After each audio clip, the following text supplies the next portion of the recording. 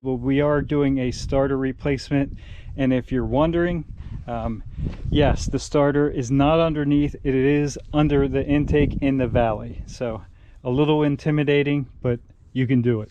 What's going on, guys? This is Danny from Slow Restoration, and if you thought I was kidding about the Isuzu MPR box truck being my daily driver, you are mistaken, because we are back in it, heading to a job. When we get there, we'll explain what we're doing. We're here, and what we are working on today is a 2006 Cadillac STS. This one's a 4. It does have the Northstar V8 in it, and this particular one is all-wheel drive. I don't know how much of a difference that makes, but this one is. It's worth mentioning. We pop the hood here, so you can see I've already gotten into it a little bit, but we are doing a starter replacement. As far as I know, this should cover all the Northstar motors. Depending on what model it is, sometimes they actually set the motor in transverse if it's front wheel drive. Like I said, this STS is all-wheel drive, so it sits in there normally. You're going to take all your covers off. If you have one of these cars, I'm sure you're used to doing that by now. Like I said, we already did it, but we're going to pop this off. We'll set that to the side.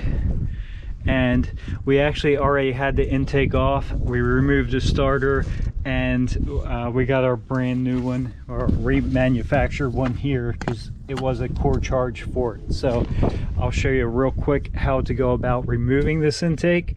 And again, it's very intimidating at first. It sounds like a big process. You know, why in the world do they put it up here and not down accessible? Well, the packaging on this particular car is extremely tight because it's dual overhead cam Northstar V8. It's also all-wheel drive, so there is no room really underneath to do it. Now, I did make it slightly easier to remove the intake by loosening. There's 4 bolts, one here, one here, one here, one here, that actually removes the fuel rail.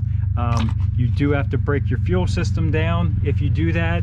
Now, here's the intake bolts, and you can access and remove 9 of these. There's 10 of these that hold the plastic intake down. You can remove 9 of them. I have problems removing. I'll show you real quick. This fuel rail is popped up, but there is a bolt underneath this little canister on the fuel rail, and it would be extremely hard. The only way you could do that is get a wrench down there, loosen it up, and back the bolt out as you lift the intake. So we just made it easy and pop the fuel system loose, pop the injectors out of the intake. It is flexible line, so you can move it over. I'll show you that in a second. Let's get rid of some of these. This is the evap line, so you push in on that, pull it off. We can set that aside. This one here, there's a little push clip here, pops off the valve cover, so we can move both of these to the side. This piece comes off when you remove the fuel rail bolts. This holds your cover on in the back. You don't have to mess with your throttle body here. Sorry if you're getting some wind noise, but it is windy today. You don't have to remove the throttle body. There's a lot hooking to it, and it's solid mounted. So if you take this clamp and this clamp loose, it gives you enough room to wiggle that intake and pull it off the snout of the intake here. So let me go ahead and grab, and I'll get this fuel rail set aside. Like I said, it is flexible lines, so it's not a big deal. Once you get these popped loose, you can just simply grab that fuel rail, twist it, and set it over here. With that twisted and moved out of the way, this line that came off the valve cover will stay with the intake. This line, the evap line, we set to the side here. Now with that removed, you can get to that 10th bolt right there. We have all the bolts loose. As you see, the intake is now loose.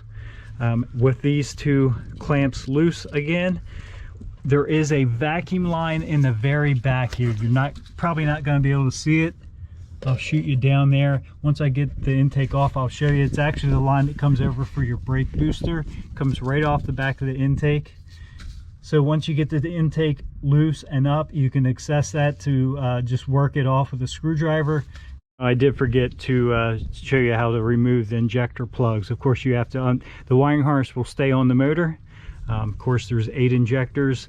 It's got this little red plastic piece you pull up, and then the little clip you push in, and it just simply unsnaps from the fuel injector. There's the plug on the injector. Again, depending on what year you have, that might change how you unclip these a little bit, but pretty much they're all going to be similar to this. Now, the next step you're going to want to do is make sure it's clean down around, as clean as you can make it around the intake, so when you pull this off, there's not debris that's going to fall down into the intake ports. And once we have all that loose, it's time to actually pull the intake. Like I said, it is loose now. You're going to pull up on it slightly. Watch your injector plugs. You might have to move them to the side a little bit. If you have an extra hand, it would be helpful. You can slip the intake back towards the back of the car. Grab that coupler. Once you get past the coupler, then you can pull the front of the intake up. And I'll grab you here. So once you get past there, you can pull the front of the intake up.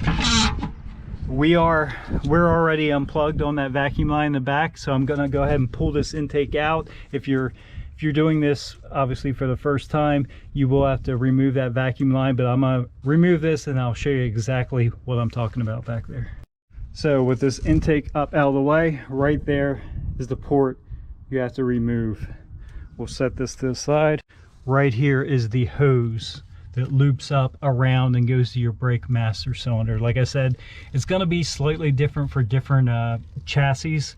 This is an STS4 that is all-wheel drive, so that's the way this one is, but be aware there could still be a vacuum hose on the back part of the intake. So we'll definitely make sure we get that slipped back onto the intake as we're reassembling. So this is the valley of the motor, the V of it. The starter bolts right here.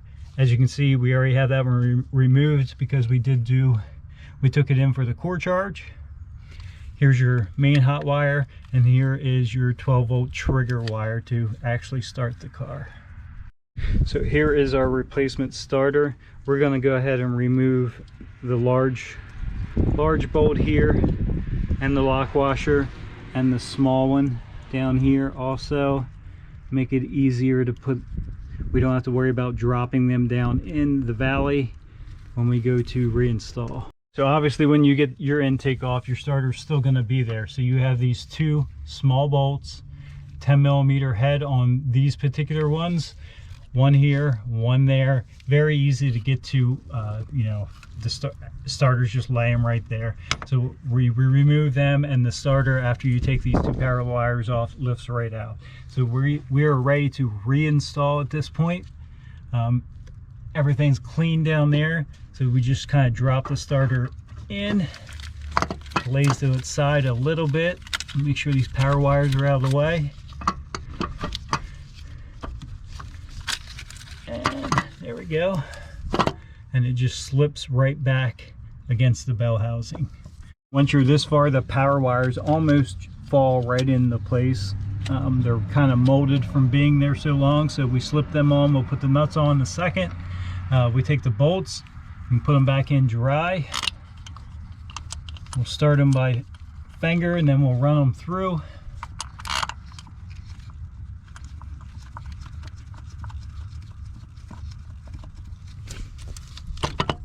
I have to wiggle the starter a little bit to get them started.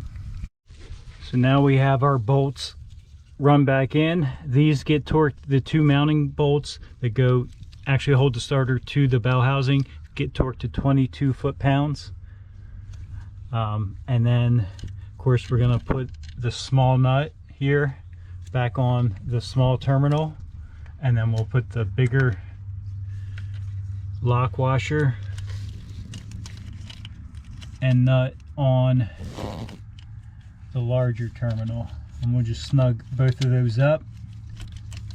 The small terminal is an 8mm on this particular one, and 13mm for the large.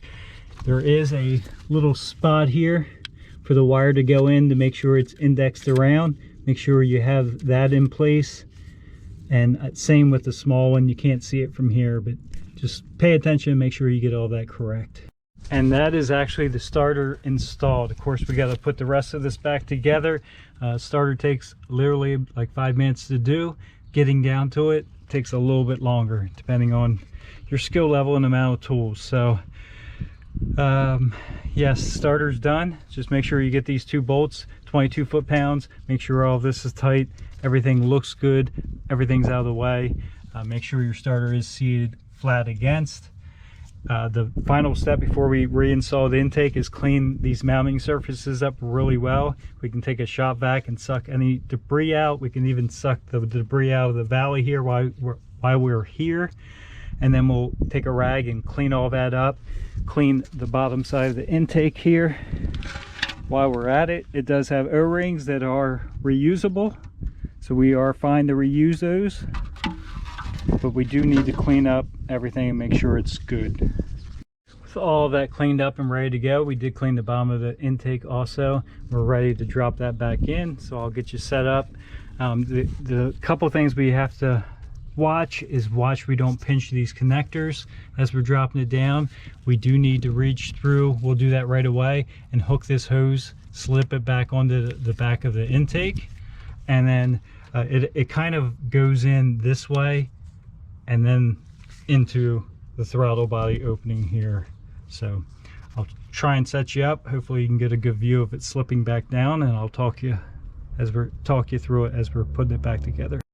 All right, you're probably not going to be able to see everything. Honestly, I can't see everything either, but again, we're going to drop the intake in this way. We'll kind of rest it in the back there. Again, watch these connectors for your fuel injectors. We're going to reach back here and make sure we get this hose connected.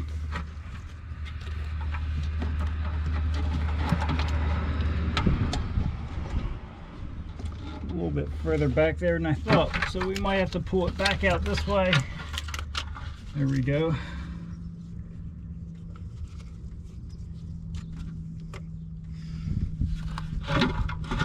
We can actually, there we go.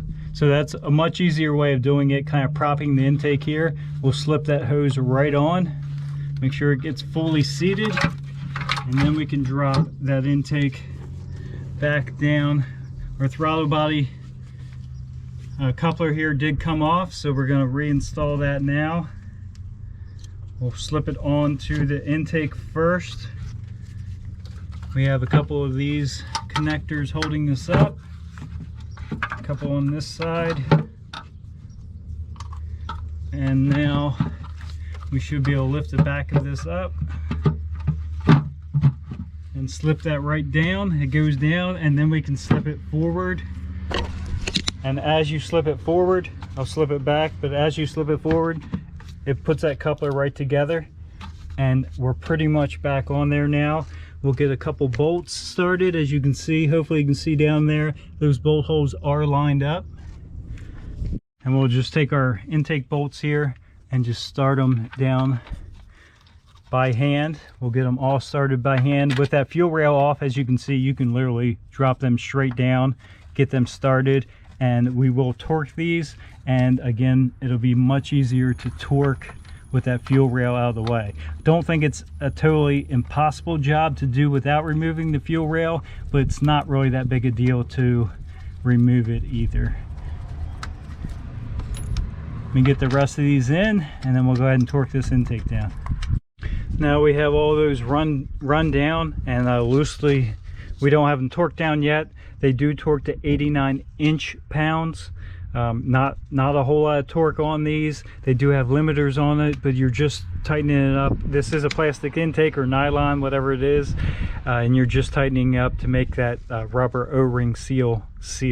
So and you're gonna start from kind of the middle, so 1, 2, and just kind of stagger your way back and forth until you get all 10 tightened up. But 1, 2, 3, 4, 5, 6, 7, 8, 9, 10, or it could be 9, 10. I'll have to relook, but it's just jumping back and forth. Don't run right down one side and then down the other side. Definitely do a crisscross pattern as you tighten these up. We'll start right here on the driver's side. There, number 2, 3 straight back, 4 this way, 5, 6, 7, 8, 9, and 10. We'll go back over them again to make sure that's seated good. While we're right here, we're going to go ahead and tighten this coupler back up from the throttle body to the intake, and that's 7mm, I believe it was. Both of those we'll go ahead and snug back up. And now we are ready to actually clean, make sure our injectors are clean. We'll lube those O-rings just slightly and then pop them back down into the intake. And with all that cleaned, we're ready to actually put this fuel rail in. Just guide it over. You want to be very gentle, careful, line everything up. They do pivot here, right here and right here. They pivot this way and a little bit that way. So again, make sure you have these connectors out of the way. You don't pinch any of them. And make sure you line up all the injectors into the intake hole. And then it's just a matter of a light push to get them down in. All right, we have all these lined up, and if you have it right, it takes very little effort. As you can see, that popped right in. The top is still up a little bit, but right there, very little effort when everything's lined up. Next final step with the fuel rail is actually attaching it back to the intake. So we'll take these studs, 2 on each side. We'll go ahead and snug them down. With these snug down, we can actually go back and plug in all of the injectors. Same way, we just line them up, push down, you can hear it click, and then we'll push the red keeper down, safety. So this one, you hear it click, and we'll go ahead and snap all 8 of those back in. With all that done, now we can actually go ahead and put our vent lines back on. As you can hear, that clicked right back in. And this one, same deal. You hear it click in. We are good to go. We'll put our little bridge on back here. It goes on top of the fuel rail studs. Drops on there. 2 nuts, 1 on each side. And that is the little retainer that holds the back part of the engine cover. So that is pretty much the job. Again, just look over everything, make sure you didn't bump into something and knock it loose. We'll rehook the battery up and go ahead and try and start it. We'll do that before we put our covers back on, just in case there is some type of issue. But again, if you own one of these cars, you're probably used to taking these covers off, so it's not that big a deal to put back on. I did forget to mention when we were taking it apart, this foam piece does go on the back of the intake. There's little retainer clips that it snaps into. This one's pretty well deteriorated. We will put it back on. Yours may or may not have it, again, depending on what chassis it's in. Battery hook back up. Let's go ahead and jump inside and we'll do a live test here. I haven't tried it yet. Let's see if it starts. No, we don't need a key. Foot on the brake. Yep, fires right up. Fixed. And in case you don't know how to put your covers back on, you pretty much have to pop your caps off for your oil fill and your power steering. Once they're off, you can grab the cover, snap it into the groove in the back here.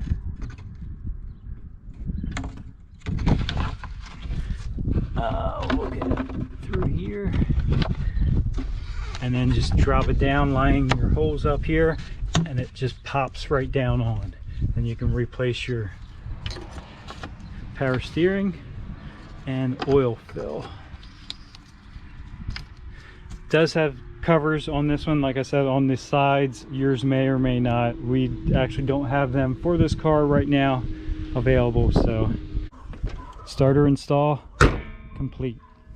Alright guys, we're headed back home in the Isuzu. Thanks for stopping by. Hopefully that helps. We actually tried to find a YouTube video on that before we tried to do the job and couldn't find one on that particular car. So an STS with the Northstar all-wheel drive. It's kind of a rare car, so if you have one, we do have some other videos with doing a power steering pump and the serpentine belt. Go ahead and check them out if you need to. Anyway, thanks for stopping by. Have a good day.